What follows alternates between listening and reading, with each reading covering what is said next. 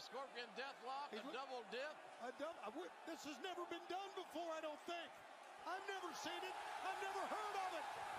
Oh, don't do it! Oh, my God! Icon Sting. Look at this again. Doing it on his own terms, Taz. It really is, and it's just so impressive. It's awe-inspiring. Stinger, baby, we gonna put some color on your face. We gonna put some color on your tights, color on your boots. I want you to glow in the dark, baby. We gonna get funky like a monkey, if you will. Oh, God, Sting. Be careful here, buddy. What the hell is happening? Be careful, Sting. Oh, my God. What is Sting thinking? Oh, my God!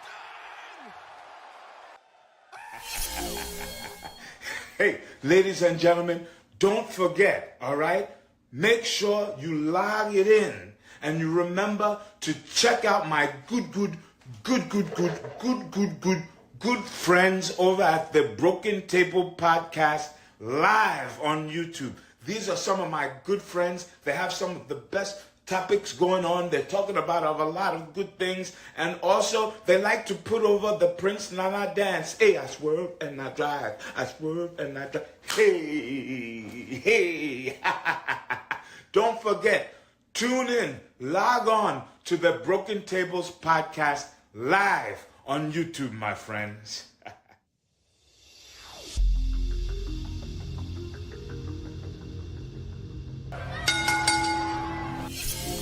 What's going on, guys? Welcome to the Broken Tables Podcast. I'm your host, Jeffrey Vegas, here as always with our co-host, the reigning, defending Broken Predictions champion, Rome. How you doing tonight, sir?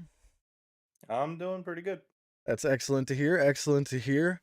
I'm here tonight for our AEW Collision review. Collision coming from Atlanta, Georgia. But I figured we'd talk about a noticeable difference in the show here tonight, Rome. Or a lack thereof, a Mr. Kevin Kelly. Everybody noticed he was removed from the roster page. Speculation ran wild.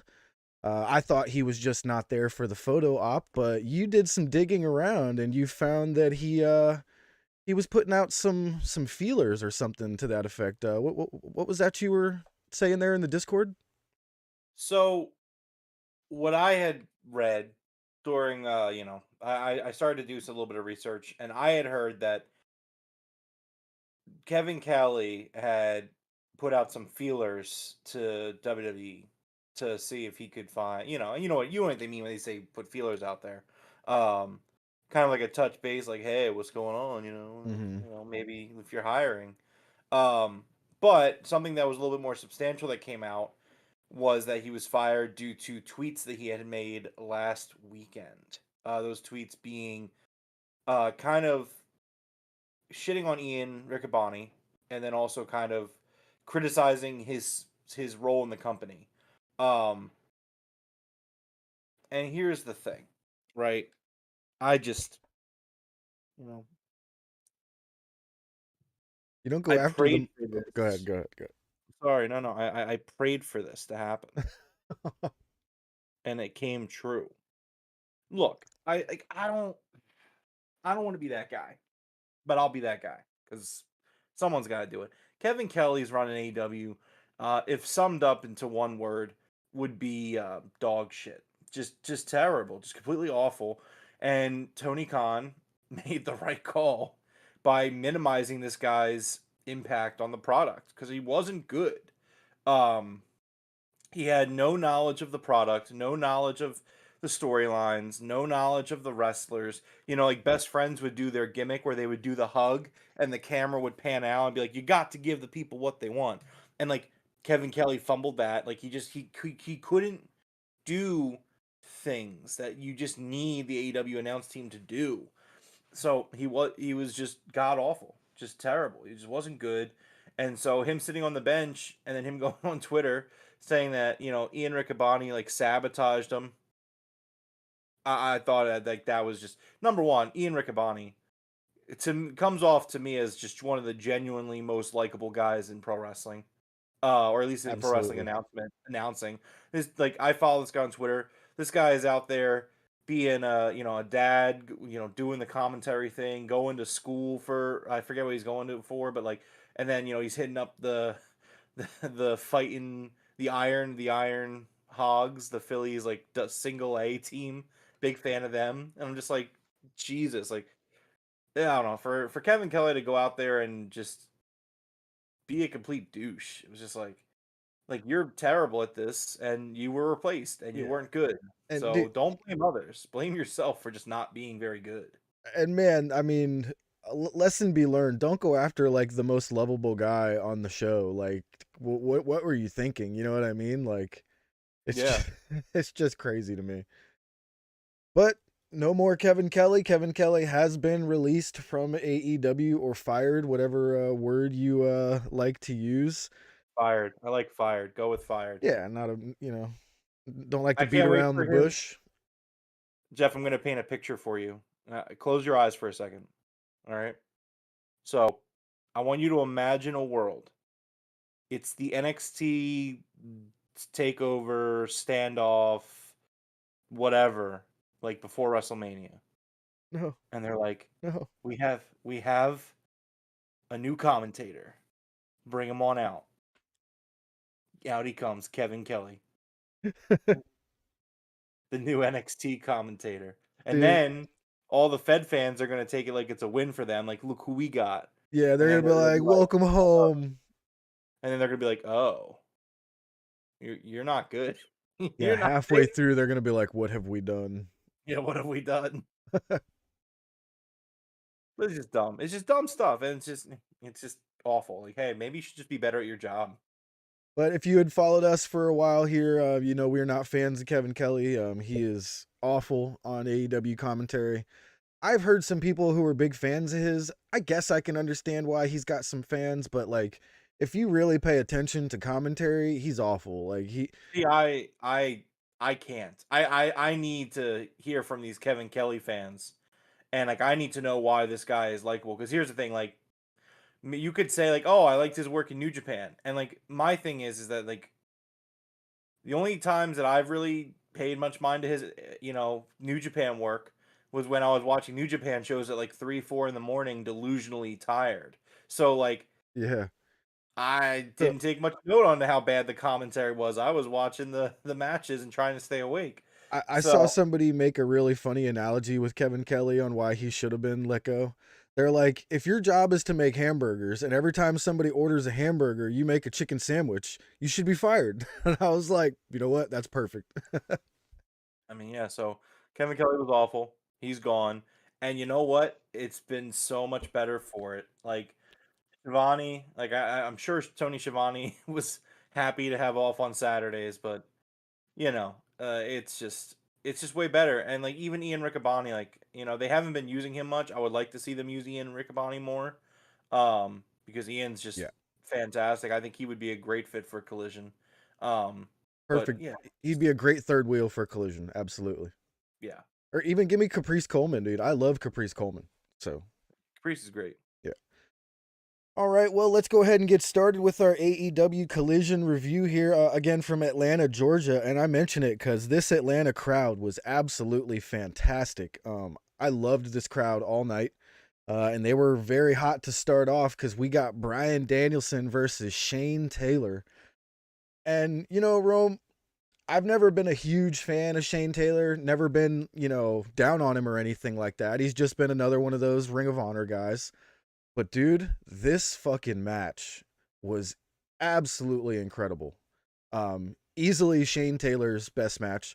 I think I wrote down something here. I wrote this match was three things for me. Shane Taylor's best match, a top Collision match that I've ever seen on regular television, and one of the best the third one is Shane Taylor literally graduating to the main roster. Like, I don't even think he should be on Ring of Honor anymore after that performance. Shane Taylor was fantastic tonight. Yeah, no, the match was great. Really, really love the match. I mean, we've talked about it. I don't like the connotation of like Ring of Honor and AEW like being like main roster and development. I know mean, you like, don't, but it just it is to an extent, but there's a lot of guys who like on AEW who should be in Ring of Honor then, and vice versa. Like I that just is don't. true. That is I true. don't think that's how Tony books the company. So it's like we could sit here and say like we want Ring of Honor to be the developmental. But like at the end of the day, like that's just not what it is. I mean, like I don't want to spoiler for Ring of Honor, but like their women's championship match at their next pay-per-view is definitely not a developmental pay-per-view match. I'm sorry, it's just I not, get what you're saying, but I you mean, know. this was fantastic, man. Shane Taylor stepped it up here like tremendously. Yeah, definitely. Uh, Um, Danielson's chest, bro. Shane Taylor's hand. You could literally see his exact 5 fingers on Danielson's chest. That shit was disgusting. His chops were incredible. yeah. I definitely think absolutely Shane Taylor's best match goes along with the theme I've always said of Danielson handing out everyone their best match. You get your best match, you get your best match, you get your best match. And I can't speak enough of this. If you didn't get to see it, go out of your way to see this Bryan Danielson versus Shane Taylor match. Absolutely incredible. The finish here was a great back and forth, trying to dodge the Busaiku knee, but eventually Danielson finally hits that nasty Busaiku knee, picks up the 1, 2, 3. And while Danielson is celebrating, just like on Dynamite, Will Ospreay's music hits this time, and Ospreay comes out, grabs a microphone for himself and Danielson, and cuts an incredible promo, man. He's already got it. You know, it's going to take a little bit more time for him to perfect the microphone skills, but he's already got it. Loved everything about this. Well, I mean, what can you say? It's just this is a dream match that they're Yeah. that they're setting up at Dynasty. You know, it's like it's a pay-per-view buyer or seller, excuse me.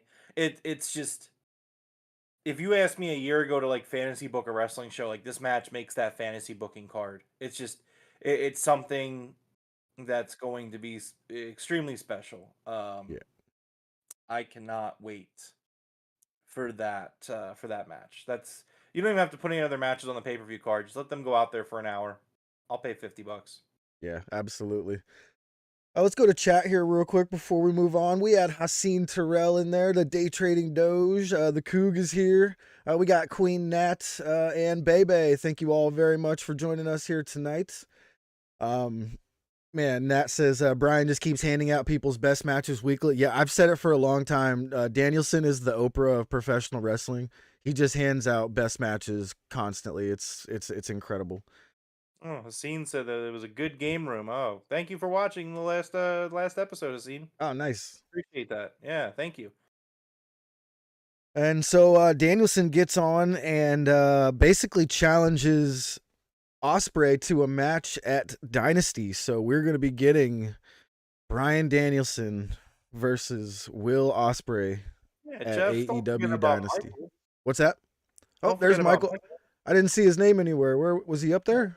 He was up Oh, he there. was there. I'm sorry, Michael. I didn't see you there. My bad. Can't forget about Michael. I know. I'm sorry, bro. Oh my god.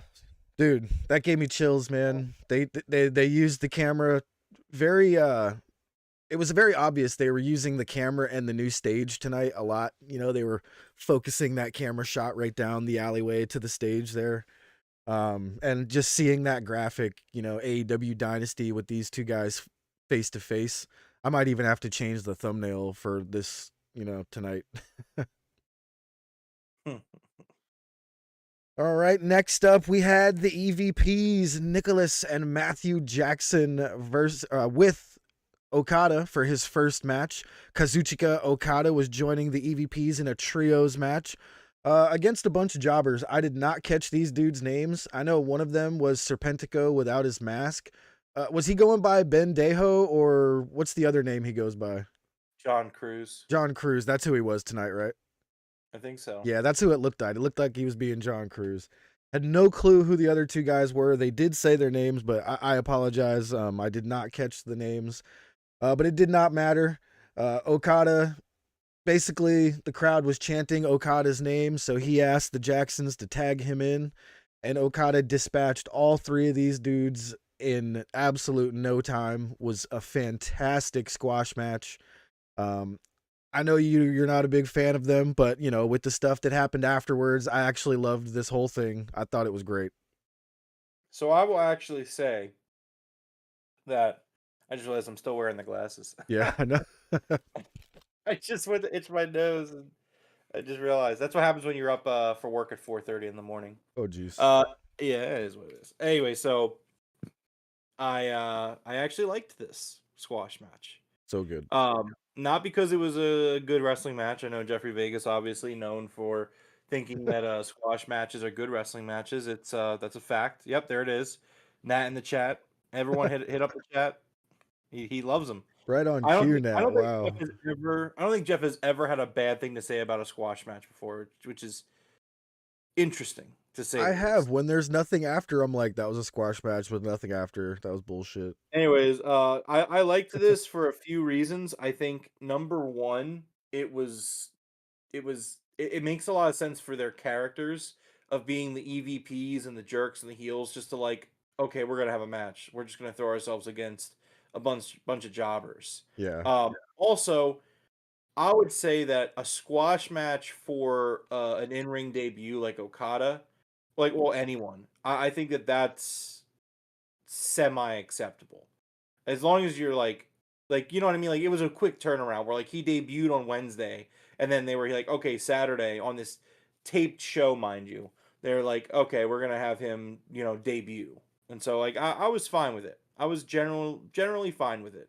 And I think that the segment that followed also made sense for it being a squash match. But I mean, yeah, so I was fine with this one. Not the one later, but this one I was okay with. Gotcha.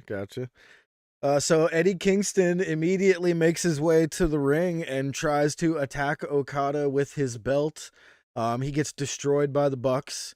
The Bucks and Okada beat down on Eddie for a moment. And then we get the return of Pac, who absolutely destroys both of the Bucks on his way to the ring, just annihilates them both. And then we get a amazing stare down of Okada and Pac.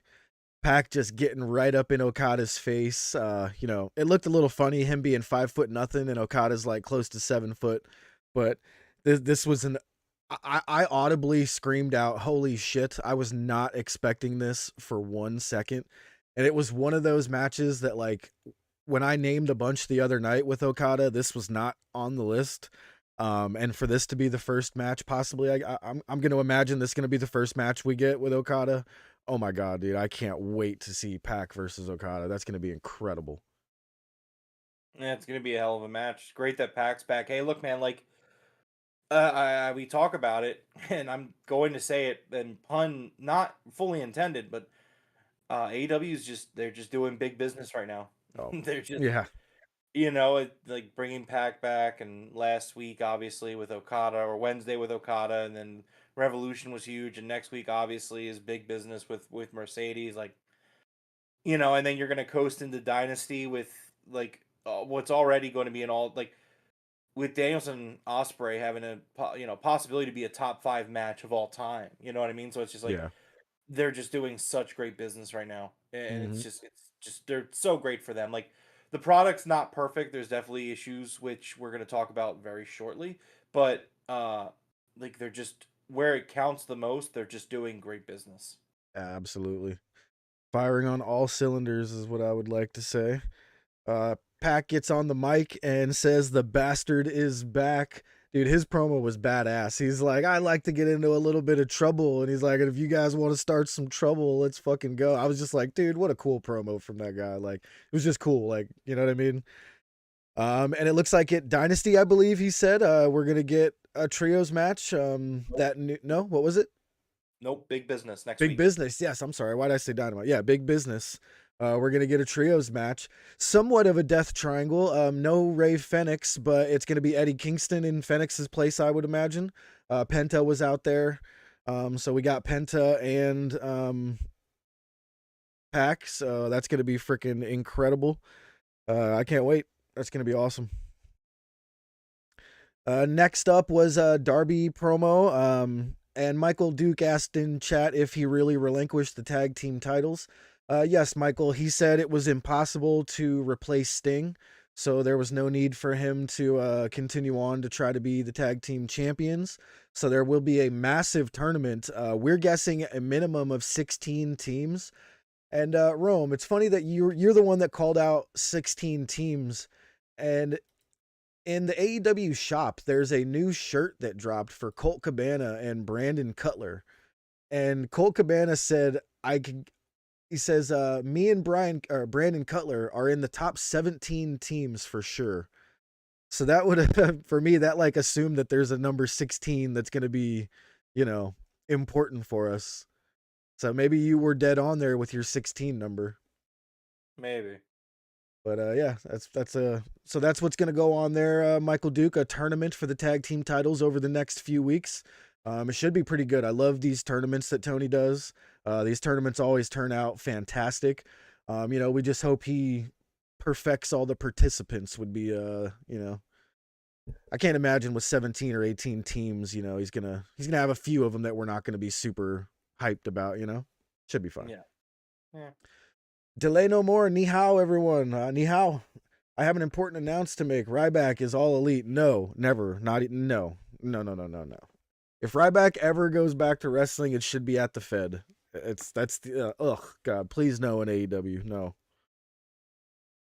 Next up, Mariah May dressed as Toni Storm. I love Mariah May being Toni Storm because if it doesn't make sense to anybody, Toni Storm is basically an actress right now. She is portraying an actress, from the 30s, 40s, 50s, whatever you want to call it. So Mariah May is basically being an actress, imitating Toni Storm. So I absolutely loved it here. Mariah May faced Trish Adora, who, Rome, you and I sat next to at a Rampage taping in Philly. That was awesome. Shout out to Trish. She's still going strong out there. Love it.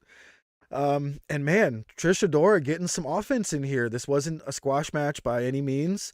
And Trish was looking good, man. I thought she looked fantastic. This was a great match. Yeah, I mean, and nor should it be a squash match. I mean, I think it's something that we have talked about it, but something that needs to be highlighted in AEW's women's division is really the depth of the roster, where it's just like, they bring in, there are some enhancement talent that they will bring in, like an Angelica Risk or whatever, but like, even if you go down towards like the bottom of like the totem pole, you know what I mean, where you have like a Trish Adora or like the Renegades, it's like they're all pretty good, you know what I mean? Like there's not really a bad one amongst the bunch. I mean, maybe Harley Cameron's not very good. I mean, we haven't seen her wrestle much, so that's probably a reason for that, I would imagine. But I mean, yeah, it's a really stacked roster. So Trish Adora getting the spotlight, she deserves it. She's great. I mean, honestly, it was really cool to see the infantry in general tonight. So yeah, I really enjoyed that. And speaking of the women's division stacked, AEW put out a long compilation of some of like the most brutal women's matches in the history of AEW. I forgot how brutal some of those women's street fights were. Like the lights out match between Britt Baker and Thunder Rosa. Like I remember it being brutal, but watching it again, like now, I was like, damn, you know what I mean? So if you guys get a chance, go check out that AEW channel and check out that replay they put together of all those women's matches. It was actually for International Women's Day yesterday. I posted that in the Discord. If you're not in our Discord, please join. You'll get to see stuff like that I throw in there all the time. Well, Jeff, you saw that the Fed also celebrated National Women's Day. How so? Well, they had a match on SmackDown. It was was it longer than 3 minutes? No, it was 2 minutes. How great of them.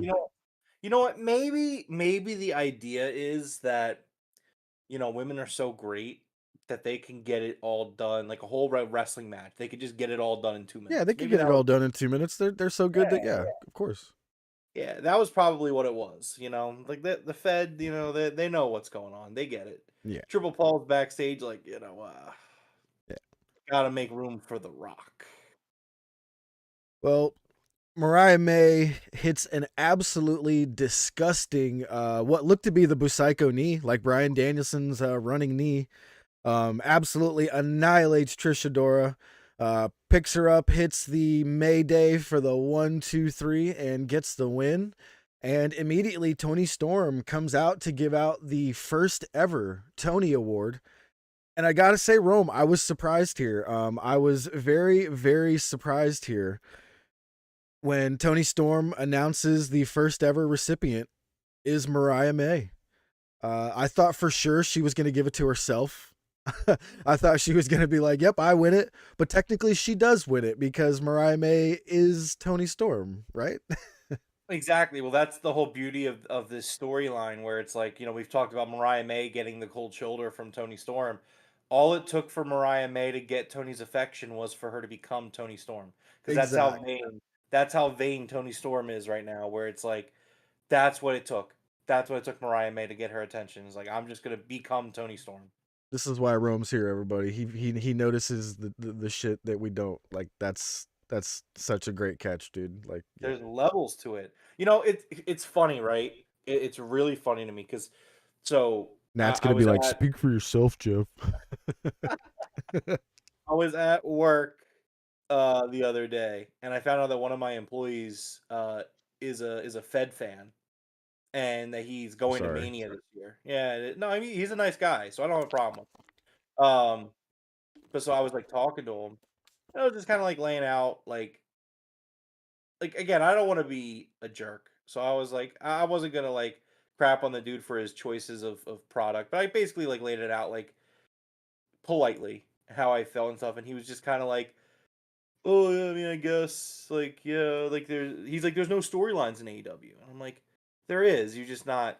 You have to have comprehension of what's going on. Like they tell stories in the ring during matches. They tell stories. Yeah. They maximize their minutes. Like you know what I mean. Like they don't need a 45-minute promo for like to get the story told. Like we don't. You don't need that here. Like I will never. I like as long as it's good. I don't care if they do a 20-minute promo on Dynamite. But at the end of the day, they don't need to because they have multiple tools in the toolbox to tell the story.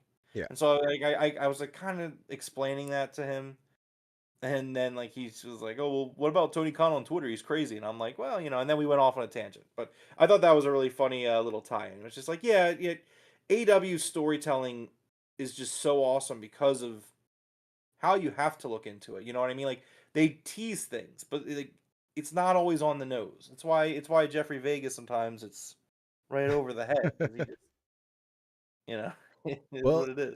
as Tony Storm is presenting the award to Mariah May, Deonna Purrazzo interrupts and attacks Tony Storm. Mariah May beats her ass and DDTs her on the ramp. And Mariah May and Tony Storm stand tall over Deonna Purrazzo as we move on to the next segment here. I thought this was great. Love everything that Tony Storm has been doing. It's just all around fantastic. Everything Mariah May and Tony Storm have done for these past few months has been 10 out of 10. Just top notch. Yeah, I mean this was excellent, and it's a real shame that like I think after this segment, this show really kind of dives off a cliff. A little bit. Yeah, I think you are a little correct there. There's some good stuff here that follows, but like overall, I feel like if you were in a hurry and like you were like, oh, I gotta watch Collision real quick, like I got 45 minutes to kill, I would say just make sure you see up to this point. Yeah. Like after that, everything else is optional. I didn't like there were a few things, and we'll get into it, that I thought were good. But overall, I found myself as someone who's been up since 4:30 this morning, I found myself dozing very, very softly at some point. I hate to say it, but I am right there with you. And it started with basically the patriarchy. Next up, Nick Wayne versus Adam Priest, who I have no idea who this guy is. And Rome, I feel like this kind of was a spot where we had John Cruz on the show earlier tonight, right? And then later in the show, we had Serpentico. I don't know who this Adam Priest guy is. And I know we have this huge roster of talent that could have faced Nick Wayne. But I think this would have been a great opportunity for the Bendejo character of Serpentico / John Cruz to come out. And we could have had this dude out here in all three of his personas. But Nick Wayne comes out and just has an absolute throwaway match with this guy named Adam Priest, with the patriarchy casting distraction like you knew they were going to. Wayne's World 1, 2, 3 for the win. Like, So I would say, and like I would have to like really go back and dig through like months and months of Dark Elevation. This may have been like one of the worst matches I think AEW's ever put on, actually. Because not only was it a squash match, but it was a squash match that didn't convey the pros of a squash match. Because yeah, like it went on way too long for a squash match, and it like it wasn't even like a convincing win by Nick Wayne. It was like he was like kind of like stumbling through the match, and then Nick throws him out of Adam Priest, right? Adam Priest. yeah, Adam Priest. Nick, at one point, Nick Wayne like throws Adam Priest out of the ring, and like nothing really comes of it. And then he just kind of like gets back in the ring, and then he hits the Wayne's World. And I was like, this went on like too long to be a convincing squash, but it was also definitely a squash. Um, I just thought it was not very good actually, and Adam Copeland really saves this at the end. But again, like it was a squash match. It was, and as Nat points out in the chat, it was the third squash match of the night. Well, second in a row, but third overall. And just yeah, it was a really bad match. It's just really I wouldn't call it a bad match. It was just produced poorly, I guess would be the right way to say it. Cause like Nick Wayne looks great, doing his stuff. He looks good. There were no botches or anything. It was just kind of like, why was my question. Like, I get it if Adam Priest is a local talent, but I'm beyond the whole local talent thing. Like, give me somebody on this stacked roster. I'd like to see Nick Wayne impress me by beating someone good on the roster, throw him in there with Evil Uno if you got to. I don't care, but get me somebody on the roster that people know and that people like, want to see and pay their money to see. You know what I mean? Yeah. So again, I guess it just generally wasn't. It was generally bad. It was really bad. And me with my squashes, I like them if there's something after. But even with the stuff with Adam Copeland after, I'm still like, I could have done without this. Yeah. But Christian rips a sign out of a fan in the audience's hands. Said something about Christian. I couldn't read it. He ripped it out of his hands too fast. And the guy's wearing a lucha mask, and he attacks Christian, and it turns out to be Adam Copeland. And he's got this big box that is, to me, looks like a gun case. So I was kind of like interested in what was in the box. And it said Sparky on it, I believe. Spike. And It's a Spike as it said, Spike. So, I mean, he opened it and showed it to Christian. I'm not sure if the audience was able to see it, but we were not able to see it on TV. So we were left wondering what was in the box. I was yelling at my TV, "What's in the box?" What you think's in the box, Rome? Snake or something? A gun. A gun? Yeah, I mean, what else is in this box that's gonna have Christian Cage shook? It's probably realistically, it's probably something from like their childhood. yeah. Like I don't know, like their first. I don't even know. I don't know what it is, but Like something a championship after- belt they created. Yeah, that's probably what it is. So like, you might actually have just hit the nail on the head there. Like that's a great one that it probably is. Yeah. So look, I liked the post match stuff. Like, Yeah. that was rare instances where they totally got me that I didn't figure that it was Copeland right away. Because like the guy also in the mask, like Copeland didn't look like him almost, like build wise. You know what I mean? I'm like, is this? I was literally about to open the Discord and be like, who the hell is this guy? Yeah, it looked like a big luchador. I was like, this looks like a big ass CMLL dude. Who is this? Yeah, I was like, is this a continuation? Is this like the next like chapter of the CMLL AEW storyline where it's like more people are going to start getting involved? Because that would be kind of cool. That could give Christian Cage something to do after he drops the belt probably to Copeland in 2 weeks. But Yeah. no, it was Copeland. Copeland took the mask off. It was him. He had his case that said Spike on it, which again, it's probably a gun. A lot of attempted murder. I on like AEW what films. Nat just said. It's a picture of Christian's dad. It's a pretty long case to have a picture. Yeah. Behold like- my black lucha mask. I am Dojistico. Oh man, that's great. Logistical. I like that. Oh, that's good. But yeah, I agree. I like what came afterwards. That was a good, after segment there. Not bad. Next up was Team TNA with Lexi Nair backstage. It is what it is, I've decided that just because I do think this show just falls flat for just about the rest of the night, I'm going to continue to keep the glasses on. It Yeah. just feels right. It feels right. It does. So It looks right. we're living the gimmick. This is a shoot, It's Um, Christian's dad's arm. Like he dug it up from the cemetery. What the hell? What are you doing? Team TNA came on my TV and I was like, man, I really don't care about anyone on my screen right now. Like, just don't. Can we not have these guys be a thing? And then speaking of things not being a thing, Chris Jericho came out after that Ugh. to Versus face Teton. Teton. So here's the thing, right? Jeff, I want you to imagine, once again, close your eyes. A lot of visualization going on tonight. I want you to imagine that you have like the most gorgeous top of the line Ferrari. You know what I mean? Like it's such a great car. Like it's in the color that you want, Jeff. The brand new engine, brand new model. This baby purrs, Yeah.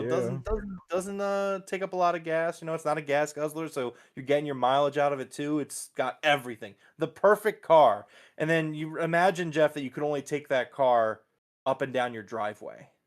Oh, And that's what it's like having the CMLL talent come to AEW and just working with Chris Jericho. dude. It's like, look, here's the thing, okay? I think I understand what Tony's trying to do here. Tony's trying to restore the feeling, and Chris Jericho in the 90s would be on WCW wrestling all the luchadors. I totally get what Tony's trying to do here. But the problem is that those days were about 30 plus 30 years ago. So we can't do that. Chris Jericho is not having great matches with these luchadors who could go way harder.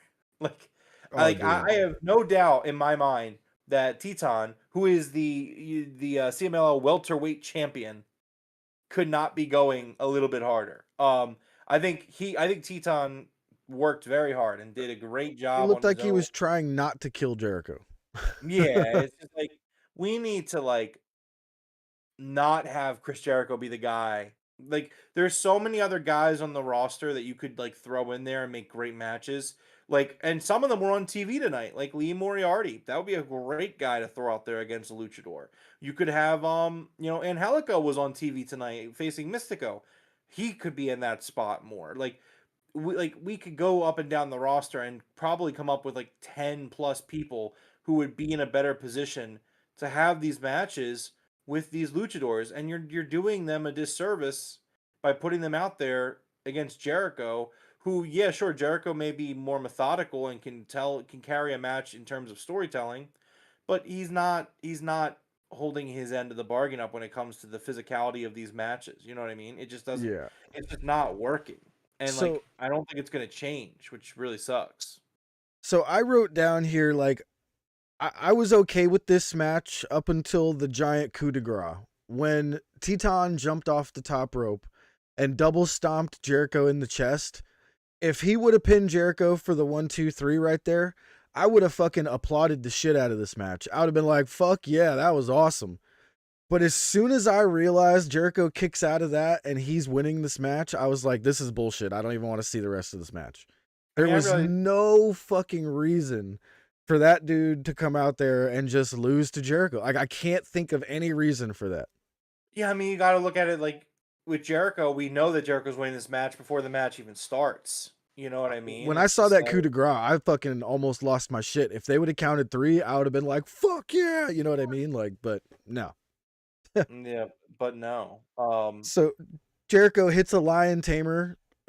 Predictable as pretty much all can be because he came out as the Corazon de Leon, the Lionheart Jericho. I even wrote bullshit why he taps out Teton. The Gates of Agony attack, and just like I predicted on Wednesday, Rome, Hook comes out to save Jericho, and we're going to be getting a tag match. It'll be Gates of Agony versus Jericho and Hook. Did they announce when? Is that going to be Big Business or Dynasty? Big Business, yep. Big Business, It's like all right. one match. So Big Business is like almost like a pay-per-view quality card, and then Yeah. it's like the match is just kind of thrown in there, and I'm like, ugh, all right, For sure. okay. I don't know, man. It's just like I also don't something about Chris Jericho, and this is an assumption, obviously, because I'm not, we're not there, we're not backstage, but like the perception for me is that Chris Jericho is backstage, and he sees something that's hot, like a hot act, Mm-hmm. and he's like, I got to be a part of this, because it's like it just seems like every time there's something really cool going on, And he dumps a Jericho just fucking bucket of water on it. Jericho just like shows up and like is a part of it. Like the going back, I was saying we were talking in the Discord, Nat and I, and I was just like, even with Ricky Starks, like Ricky was on fire. He had that great program with MJF, and like he was doing some great stuff, and then all of a sudden like he just started working with Jericho, and he really cooled off. And then you could just keep going down the list of things that Jericho like kind of cooled off and killed off. Like, I think Jericho saw the CMLL guys going against the Blackpool Combat Club, and he's like, "Oh, I got to get in on this. I would love the people would love Chris Jericho Yeah. versus Luchadors." And he's like, "Hook, this kid's a star. I got to do a tag match with this kid." And it's just like, just go away, just stop, Yeah. stop. You like, and that's the problem, right? Because it's like the. It's the same thing with like the Hardys and like a few others where it's just like, look, if you could perform at a high level and do what you do best at an older age, that's amazing. That's incredible. And you should go as long as you can. We saw Sting last week at 67 put on one of the best matches that we've ever seen, right? Like, sorry, go ahead. So I'm glad you mentioned Sting, and that's why I think Jericho is getting tiresome for me. Is look at every single Sting match that we have seen over his entire tenure in AEW. Every one of them has been absolutely incredible. You can't even say that for Jericho by any means. And it's just kind of like, okay, if Sting was 10 times better at that age, like what do you have left? You know what I mean? And I hate to be like an asshole to Jericho because Jericho's awesome, you know what I mean? Yeah, but no longer, you know what I mean? It just got to face the times. It is what it is. I mean, yeah, again, it's the same thing like with the Hardys. Like 15 years ago, I fucking love the Hardys, and I have the utmost respect for the Hardys when it comes to the pro wrestling business. Yeah. That doesn't mean I need to see them on my television in 2024. They're cooked. It is what it is. Cooked. So cooked. They're not even cooked. They're burnt. I had to send the plate back to the chef because I was like, I can't eat this. Like Sting's still not even cooked, and he's retiring. You know what I mean? He's going out on top. Like he still could probably go for another year or two. He's gone. He's done. It is what it is. You know. Yeah, so it's just like it is what it is. But Jericho's just he hasn't been good in a while, and like now, I don't want to say he's squandering this partnership that AEW and CMLL have going, but like he kind of is squandering it because it's like think about the matches that the CMLL luchadors have had with like Danielson and Moxley. Hell, even tonight with Mystico and Helico, like that was a good match. Like but then we have to watch Jericho kind of like slump through a match with Atlantis Jr. and then slump through a match with Titan, and it's just like we're just not doing anyone we're doing a disservice to everybody involved here, including Jericho. So it's like it's just time to move on. Like they need to set up some sort of angle where they're getting ready to sunset Chris Jericho. Like give him the send off. Like he's one of the greatest of all time. But like we need to kind of get to that point sooner rather than later because it's like it's just not. Yeah. It's not good. Just not hitting anymore, unfortunately. Maybe if he goes away for a little while, comes back or something, but it's just not hitting anymore, you know? It is what it is. Yeah. And that was the thing, because like they had the match a couple weeks ago where you thought he was written off TV, and he only missed like 1 week, and then he came back, and I was like, oh, Like, I thought you were like going to be out for like a month or two. I thought we were getting like a good Yeah. period here. And then Chris saw like, oh, you have Mercedes coming in? Oh, I got to be on that show, Tony. So he's Right. like, yeah, I guess. All right, cool. Well, let's go ahead and move on here because next up we had Tony Schiavone with FTR talking about the tag team tournament. FTR are throwing their hats in there. 2024 will mark 10 years of FTR being a tag team together. And we get the infantry, Sean Dean and Carly Bravo show up. They cut themselves some decent promos. They said it was half off at Magic City tonight, and Rome, that one went right over old man Jeff's head. Do you have any idea what Magic City is? So I'm going to make an assumption here. Atlanta, very well known for its strip clubs, I've been told. Gotcha. So I'm going to assume that that is a strip club. Gotcha. You should Google it and clarify that. That makes a lot of sense now that you... Just type in Magic City, Atlanta, Jeff, and please confirm. Yeah, I'll do that off stream. You know, we'll... Just in case what comes up. But yeah, this was a good promo from them. Really happy to see another tag team join the fray here for when that tournament starts. And, you know, that just immediately, that's the first light bulb that went off in my head is, you know, yes, tag teams are starting to come in. So that's the first tag team we're seeing start to pile into the AEW here. And a good one. I like these guys. Goog is confirming that it is, in fact, a gentleman's club. We don't just call it a strip club. We call it a gentleman's club. Yeah, gentleman's club. Damn it, Coog. So go ahead. Oh, Nat Googled it for us too. Nice. I was correct. My assumption is correct. I was gonna say I like the line that they said that they're gonna give the tag division a revival. That was good. Yeah, and they were like, "Say yeah." It's like, yes, so good. I don't know if you remember that, Jeff, but the revival's Fed theme was like, "Say yeah." I don't remember that at all. So I loved the shot. It was so good. That being said, I really just didn't give a shit about FTR here. Like, I feel like this was like a stop me if you've heard this from FTR before. Yeah. FTR Glock and FTR Bald come out and they're just like, we're FTR. We're tough guys. We're guys out. Yeah, I was gonna say, it's like we're tough guys. We're also top guys, but we're not really top guys. We need to prove that we're top guys, but we're not top guys right now. Out. It's just like, okay. And then the infantry come out, and you know what? Like, maybe, and Nat made a point in the Discord where it's like, the infantry really haven't been on TV enough to warrant this position that they're in right now. I actually argue that it's something fresh and interesting.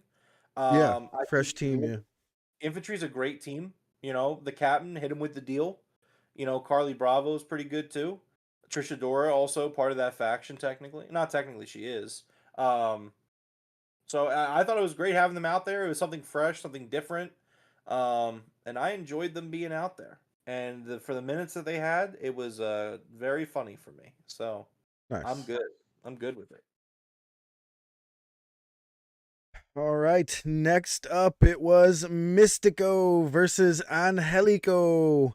And I was upset with every single person on commentary and Dasha for calling him Angelico all night. Yeah, right? That was driving me up the fucking wall, dude, but whatever. Yeah, it was so weird. It was so weird. It was like they were doing it on purpose to rib him. Like, he's going to watch the episode later, and he's going to be like, what the hell? Well, you know, at one point, they actually do say it right. I forget who it was. Someone on commentary said Angelico and said, excuse me, Angelico. Yeah. And I'm like 95% sure, unless this is like one of those Mandela effect things, he's always been going by Angelico. Yes, they were ribbing him. I'm almost certain, like, because they were doing it on purpose. Yeah, I don't know what's going on there. That was something else. But he had a good match with Mystico here. A very good lucha or match.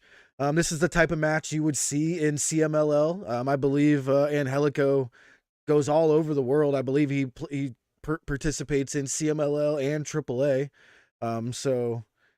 Kook says this was a true CMLL versus AAA matchup. Okay. So Angelico AAA, Mystico CMLL. That's cool. But it was a good match. Nice, luchador match. There was a really cool finish to this one where Mystico hit like a spinning Hurricane Rana, but instead of hitting the Hurricane Rana, he landed in the Fujiwara armbar and got the tap out on Angelico. That was a really cool finish to that one. Good match, but just a decent match for a Saturday night. Nothing great, nothing to write home about. Yeah, it was a good match, and again, in a episode of Collision where 45 minutes into the show it goes off a cliff.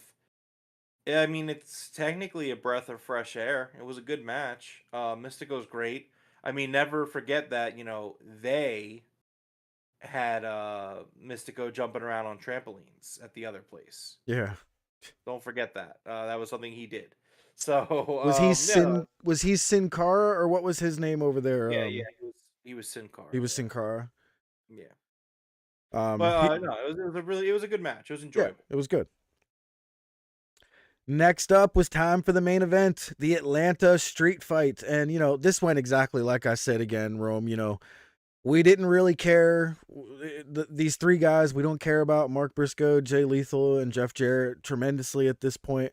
But they still put on a banger of a match here. This match was awesome. We knew it was going to be awesome. They always do this to us where we're like, we're always like, man, why is Jeff Jarrett going to be in this and blah, blah, blah. But then it turns out to be a great match. And it happened again,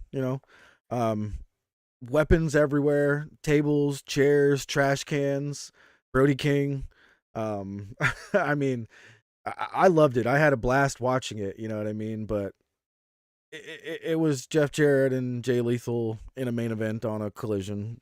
What more can you say there? But still a great match. Sanjay Dutt getting involved a little bit with the guitar. Julia coming out with a gas can. Buddy pouring it all over Sanjay. Julia with the lighter. Some pretty cool spots, very entertaining to watch. If you're interested in this match, I definitely would advise that you try to check it out. Brody King with the shout out to the podcast, putting Jay Lethal through a table. Jeff Jarrett eats a black mass. We got some "This is awesome" chants from the crowd. Again, the crowd was incredible here in Atlanta tonight. Mark Briscoe hits an awesome Jay Driller to Malachi, but Mark Briscoe gets put through a burning table. We get a crispy fried chicken for the 1, 2, 3.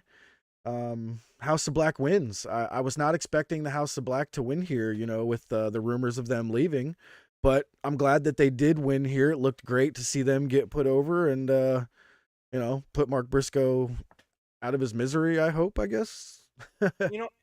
Number one, it's really funny because I didn't see and you've been saying that for a few weeks now. I never saw any rumor anywhere that they were leaving soon. Where did you see that? You didn't? No. I thought we've heard that their contracts were up and they were just leaving as soon as No, you kept speculating that, and I had been saying I hadn't heard that. I'll send you the things that I saw then. I definitely read a few things where they're expected to. I take your word for it. I think it's funny because if Malachi Black signed a 5-year deal 2 years ago or whatever, I hope they don't. He still has a couple years on his contract, unless Tony's letting him go early, which I don't think. I mean, I don't know if they are or not. But wouldn't this be around 5 years now?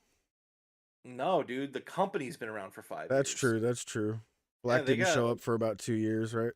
Malachi didn't show up until the end of the pandemic era. We're talking 2 weeks after the pandemic era.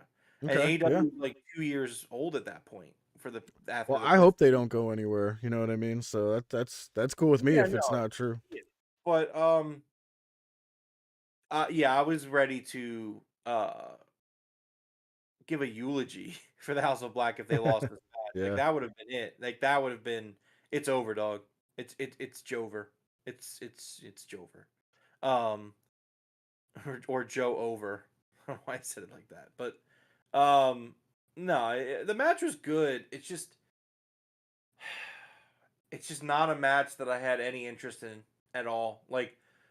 It's last on Wednesday they do Brian Cage versus Hook, right? And it's phenomenal match. I would say it's just as good of that kind of match that we got tonight. But it doesn't it doesn't hit the same. Hook and Brian Cage is a good storyline with an interesting concept going on that with two guys that I want to see in the ring. And then this was just like it just at certain points it just felt like a waste of time. Just like what are we doing? Yeah. Like why is like if you're booking an angle where Karen Jarrett is the one coming out to like be like the babyface pop hero, you probably fucked up. You probably fucked up. Like I forgot she was even there. she comes out and low blows Buddy, I think it was, Yeah, and I don't remember there being a pop. If there was a there pop, wasn't. No. I don't remember it. It shouldn't have been a pop. Like I was just like, this is kind of dumb. Julia sprays her with the mist, and I'm like, so like Karen Jarrett's like already like kind of been a bitch. Like, does Karen Jarrett now become like nice? Does it like reverse work like that? Where or is Karen Jarrett gonna be like the sweetest like angel now? Because like, admittedly, I would give that a chance just for the lulls. You know what I mean? But Yeah. like, I don't know. There was just a lot of time here, like a lot of points here where I was just like, Malachi Black should absolutely just knock Mark Briscoe's fucking head off and call it a day. Yeah. And like Jay Which Lethal and Jeff Jarrett being there was just still so weird, especially given the fact that FTR are in the building tonight. yeah. They're there. They're there. They're doing these stupid little promos saying how they got to prove that they're the top guys. And then they just like, all right, Mark, have fun. Have Well, fun in your match. I do got to say I'm glad they made the right call here. It was an excellent finish with the fire on the table and Mark Briscoe getting smashed through it. Got barbecue chicken for the finish there. That was great. So little thing here, because obviously Collision was taped, and I don't know if you caught this, but there was actually a really clear edit halfway through Julia setting the table on fire. I didn't And catch it actually. I'm glad that they caught the issue too. But so what happens is that Julia, she's spraying a little bit of the lighter fluid on there, and then she sits the lighter fluid, the whole bottle, on the table Ah, yeah. as she's lighting the lighter. And I'm like, you might want to pick up the bottle. I don't know if you want to leave that bottle there. And then as she's doing it, the camera cuts to behind her, and when she moves, the bottle's like not there. I was like, oh, that's a really clear like something like that would have that's a really rare pro of not being live because Yeah. I bet you there was probably like a 15 seconds there where there were some issues with this table getting it lit, and so but we didn't see that. We just saw like it got set up, which is good. If they're smart, they have something like a stunt coordinator that would be ringside, and they would probably be there to make sure nothing goes wrong, and they would immediately see the bottle just run over and yoink, you know what I mean? They probably just cut out the person yoinking it off the table real quick, hopefully. Yeah. Mm-hmm. But yeah, nice catch there. Didn't see that. But yeah, I loved the finish here. Decent episode of Collision. The first hour was much better than the second. To be honest with you, the very first match, Danielson versus Shane Taylor, you have got to see this match. That is one of my favorite matches in Collision history. Actually made me completely see Shane Taylor in a new light. I want to see more of him now. His attitude throughout the match was awesome. The way that he kept up with Danielson, like never did I think Shane Taylor was lagging behind or that Danielson was carrying the whole match. Because there's been a couple Danielson matches where it's like, man, Danielson's carrying the shit out of this, but not at all. Shane Taylor held his own, and I mean, he just impressed the hell out of me in that match. Match of the night for sure. Yeah, I agree. I thought that was the best match as well. All right, Coog asks, are you guys doing a big business watch along? Yes, sir. We will be doing a watch along for big business. I can't wait to see what goes down. Mercedes Monet. Hopefully, we get an awesome debut from her. Want to see what they're gonna do. So, yep, we will be doing a watch along. Be here at around 7:45 Eastern time. We'll be about 15 minutes before the show starts on Wednesday. Speaking of Wednesday, Rome, do you have what's going to be going down on the old big business episode of Dynamite? So unfortunately, not really because they didn't do the preview. I don't like when they don't do the preview. I know, it drives me crazy. Let's see what we Just got do the though. preview. It's so inconsistent on their part. I mean, it's gonna be a good show. They got the trios match with the Elite versus Pac and Eddie Kingston and Penta. You have the World Championship match with Samoa Joe and Wardlow. They're doing that dumb tag match with Hook and Jericho versus the Gates of Agony. Do they have they have Willow versus Riho set up for the show? Yep. What else is there? Wardlow, Samoa Joe for the AEW Championship. I think you might just said that. Darby versus Jay White. Hopefully not Darby's last match ever. Dude, am I the only one? Or I think I know you are too. Are we the only ones that are like legitimately worried that we're never gonna see Darby Allin again? Like, I'm not sure if people realize like climbing Everest is one of those things. Like, you either do it or you don't come back. You know what I mean? Like, Yeah. I don't know. I'm worried for Darby. I just good luck in all of his endeavors up that mountain, but man, I'm worried. Yep. Yeah, I can't wait for Samoa Joe versus Wardlow for the AEW World Championship. That's going to be badass. And I think that's why we got 4 matches announced here, because you got to save some time for whatever's going to go down with Mercedes Moné. I mean, do you think we get a double debut? You think anybody else shows up at the same time, like Julia or anything like that? No? No. Okay. All right. Well, everybody, please make sure to join us on a Wednesday. You know, be here early. We are doing the watch along for Big Business. It's going to be awesome. Can't wait. You got anything else you wanted to go over here tonight, Rome? No, I'm good. All right. Well, thank you guys very much for joining us here. Drop an elbow on that subscribe button and hit that like button with the stinger splash on your guys' way out. And go ahead and give us close us out, Rome. Well, this has been episode 206 of the Broken Tables podcast. Thank you to everyone hanging out with us here tonight. We had a great turnout as usual. Michael Duke, Bebe, the Coog, Nat, Haseen. I know that Ty was here a little bit earlier. Just thank you to everyone and everyone else that was here as well. The Doge, I'm sorry, what was his wrestling name? Dojistico? Dojistico. Dojistico. Yeah. So thank you to everyone hanging out with us here tonight. Make sure you hit the like button, subscribe, join our Discord. We have a great week of content coming up for everyone.